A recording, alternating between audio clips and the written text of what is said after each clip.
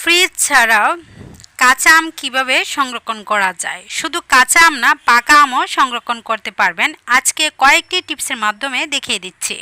আসসালামু আলাইকুম, welcome back to my channel. আমার চ্যানেলে আরও নতুন একটি ভিডিও দেখার জন্য সবাইকে ওয়েলকাম জানাচ্ছি।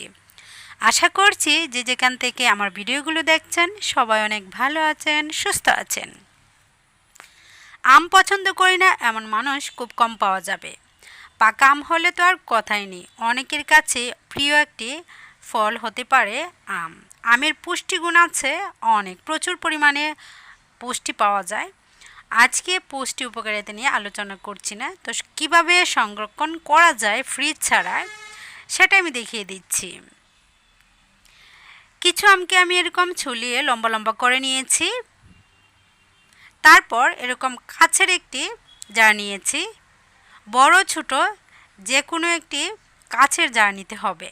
সংরক্ষণ করার ক্ষেত্রে কিন্তু এখানে কাচের পাত্রটাই ব্যবহার করতে হবে।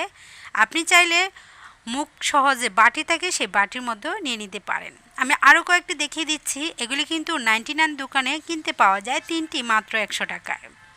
হাতের কাছে না থাকলে, যদি এরকম জেলি বোতল না থাকে তাহলে আপনি আলাদাভাবে কিনে নিতে পারেন। যদি জেলির এরকম কাচের বয়ম থাকে সেক্ষেত্রে জেলির কাচের বয়মও আপনি ভরে রেখে দিতে পারেন। এইখানে পানি দিয়ে নিচ্ছি 4 ভাগের 3 ভাগ। সেই সঙ্গে আরেকটি উপাদান আমার প্রয়োজন, সেটা হচ্ছে সাইট্রিক অ্যাসিড। সাইট্রিক অ্যাসিড কি, দাম কত, কোথায় পাওয়া যায়, কি কি কাজে ব্যবহার করা হয় সে বিষয়ে একটি ভিডিও অলরেডি আমার চ্যানেলে আপলোড করে দিয়েছি। চাইলে ওই ভিডিওটা আপনারা ভিজিট করতে পারেন।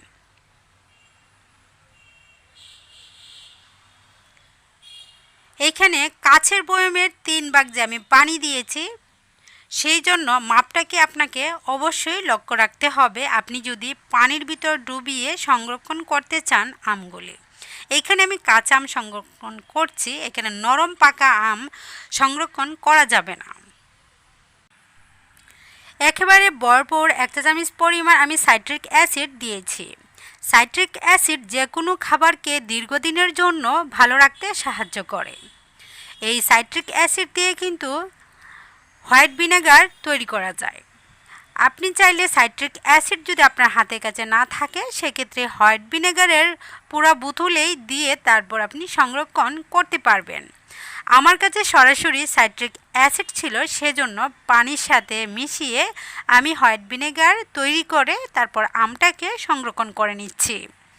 সাইট্রিক অ্যাসিড না থাকলে হোয়াইট ভিনেগার দিয়েও আপনি আমটাকে সংরক্ষণ করে নিতে পারবেন।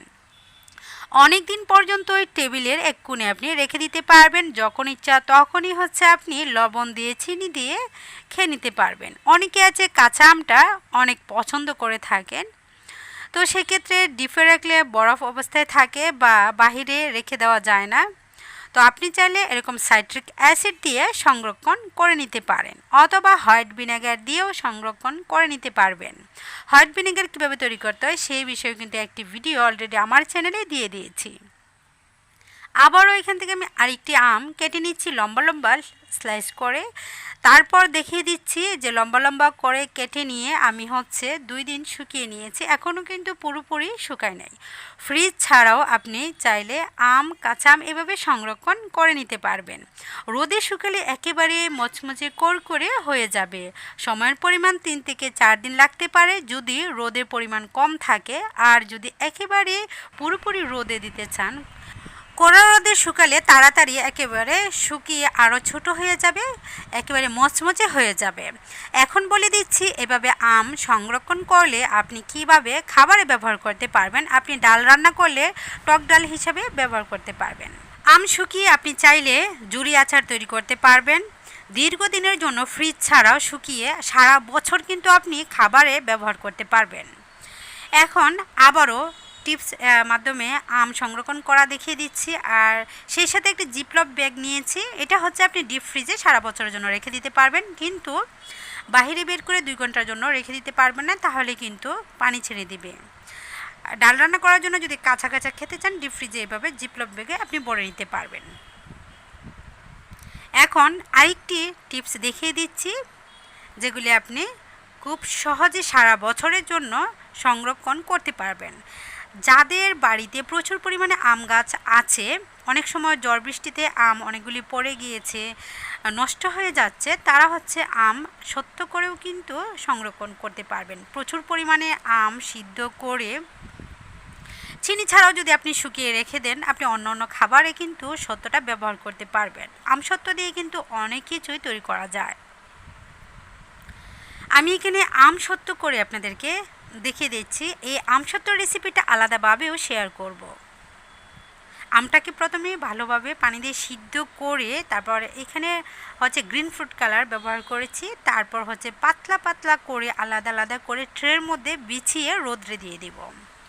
শুকাতে সময়ের পরিমাণ 2 থেকে 3 দিন লাগতে পারে, কড়া রোদে হলে 2 দিনেও কিন্তু শুকিয়ে যাবে। যেহেতু আমি পাতলা করে দিয়ে দিব, তো চাইলে ফ্রিজ ছাড়া এভাবেও আমসত্ত্ব শুকিয়ে আপনি সংরক্ষণ করতে পারেন। আজকের এই আম সংরক্ষণ পদ্ধতিগুলি আপনাদের কাছে কেমন লাগলো অবশ্যই কমেন্টে জানাবেন। বেশি ভালো লাগলে অবশ্যই সাবস্ক্রাইব করে আমার চ্যানেলের সাথেই থাকবেন। সবসময় যারা আমাকে সাপোর্ট করছেন, কমেন্ট করছেন, উৎসাহিত করছেন, তাদেরকে জানাই অসংখ্য ধন্যবাদ। আমগুলি আমসত্ত্ব তৈরি করার জন্য সর্বপ্রথম রান্নার তেল দিয়ে ব্রাশ করে রেখে দিচ্ছি, তাহলে যখন শুকিয়ে যাবে টান দিলে খুব সুন্দরভাবে উপরের দিকে উঠে আসবে, লেগে থাকবে না। সেই জন্য রান্নার তেল দিয়ে ব্রাশের সাহায্যে ভালোভাবে ট্রেগুলির মধ্যে ভিজিয়ে নিচ্ছি। তারপর পাতলা পাতলা করে দিয়ে নিব। আপনি চাইলে এটাকে মোটা করেও আমসত্ত্ব তৈরি করে নিতে পারেন। আজকে আমি একেবারে পাতলা করে আমসত্ত্ব তৈরি করে নিচ্ছি। এটাকে আমি চিপস আমসত্ত্ব আর হচ্ছে রুল আমসত্ত্ব আলাদাভাবে শেয়ার করব, সেজন্য তারপরেও এই ভিডিওর টিপসের মাধ্যমে দেখিয়ে দিচ্ছি। আমি এখানে কালারফুল করে আমসত্ত্বগুলি সংরক্ষণ করব। আপনি চাইলে কালার ছাড়াও সংরক্ষণ করতে পারেন। এখানে আমি গ্রিন ফ্রুট কালার দিয়েছি, আপনি রেড ফ্রুট কালারও ব্যবহার করতে পারেন, তাহলে কালারটা পাকা আমের মতো হয়ে যাবে। আর যদি কোনো কালারে আপনার কাছে ভালো না লাগে, তাহলে কিন্তু কালার ছাড়াও আপনি শুকিয়ে এরকম আম সংরক্ষণ করতে পারবেন। যাদের বাড়িতে প্রচুর পরিমাণে আম আছে, নষ্ট হয়ে যাচ্ছে, তারা কিন্তু আমার আজকের এই টিপসগুলি অবলম্বন করে সংরক্ষণ করতে পারেন। দেখুন 2 দিনের রোদে খুব সুন্দর শুকিয়ে গিয়েছে, হাতে লেগে যাচ্ছে না। আমি পাতলা পাতলা করে দিয়েছি, সেজন্য তাড়াতাড়ি শুকিয়ে যাচ্ছে। আর এটা হচ্ছে ঘন, সেজন্য এখনও শুকায় না, আরও 2 দিন লাগতে পারে। অন্যান্যগুলি অর্ধেক শুকিয়েছে, শুধু জাস্ট একটি ভালো করে শুকিয়েছে। এটাকে আমি কেটে নিব। ওইগুলি এখনও শুকায় নাই, তবে আরও 2 দিন রোদ্রে দিলে খুব সুন্দরভাবে শুকিয়ে যাবে। যেটা বেশি পাতলা ছিল সেটা শুকিয়ে গিয়েছে।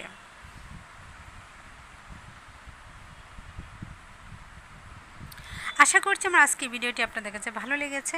আজকের মতো আমি এখানে বিদায় নিয়ে নিচ্ছি। সবাই ভালো থাকবেন, সুস্থ থাকবেন, সবাই সবার জন্য দোয়া করবেন। আর আমার নতুন রেসিপি অথবা টিপস ভিডিও পেতে অবশ্যই চ্যানেলটাকে সাবস্ক্রাইব করে অল বাটনে ক্লিক করে রাখবেন।